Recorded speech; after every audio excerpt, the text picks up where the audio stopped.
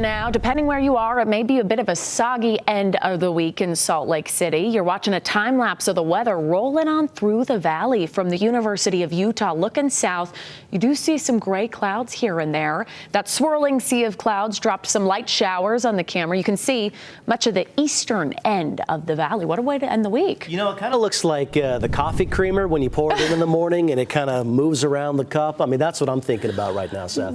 Yeah, it does look pretty cool, actually. I have another time lapse that I'll show you guys in just a second. But first, let's take a live view. This is from our Black Desert Sky Cam down in Ivins, where we have really nice conditions, mostly sunny skies. It's currently 64 degrees down there, but you could use a little bit more rain because you're the only part of the state that is in an extreme drought, only 4%, and it's in Iron and Washington County.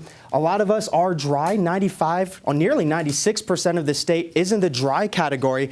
Only 76% is in moderate drought. 39% is in severe drought, mainly on the western side of the state. Okay, here's that time lapse I was going to show you guys. Watch this on the right side of your screen. It just dumps buckets right there. Really cool to see that. We had the daytime heating add extra lift to these storms, which is why you saw it mostly in the afternoon. But as that daytime heating trickles out, so will the storms.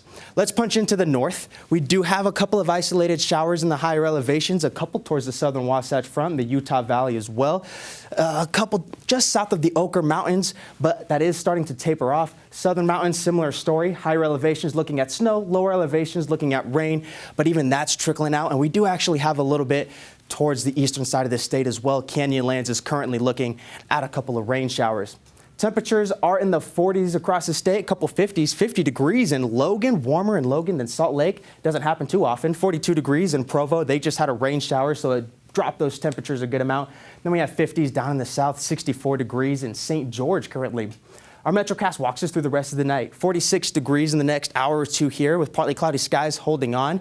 It continues to clear through the night, but moisture shuffles on out and the temperatures drop, eventually reaching the 30s by midnight and freezing by 5 a.m. with clear, cool skies.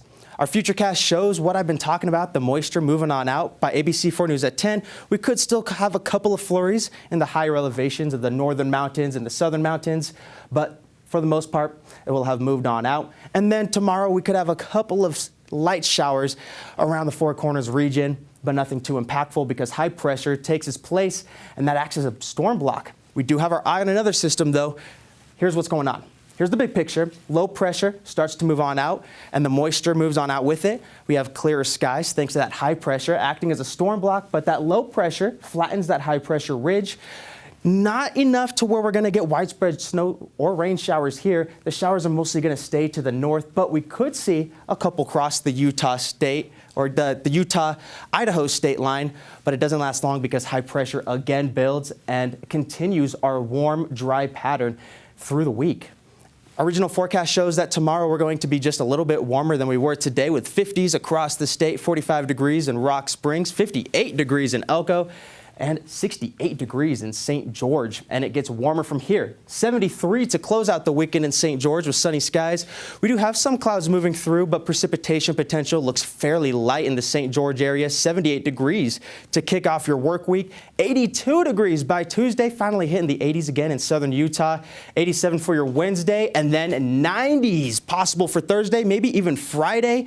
That is not a typo. It could get even warmer than that with lows in the 40s and 50s. No wet weather down in southern Utah.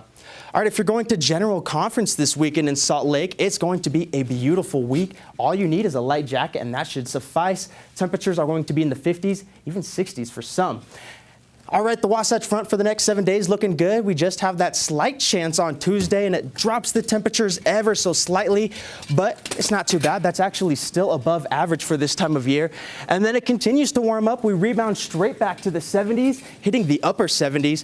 By the end of the work week, it is pleasant, and it's going to be about 15 degrees above seasonal norms. Woo, yeah, boy. Huge fan. We'll take it next week. Huge fan. Hey, we're still fans of Utah Hockey Club. Having a rough go of it, but we're cheering them on.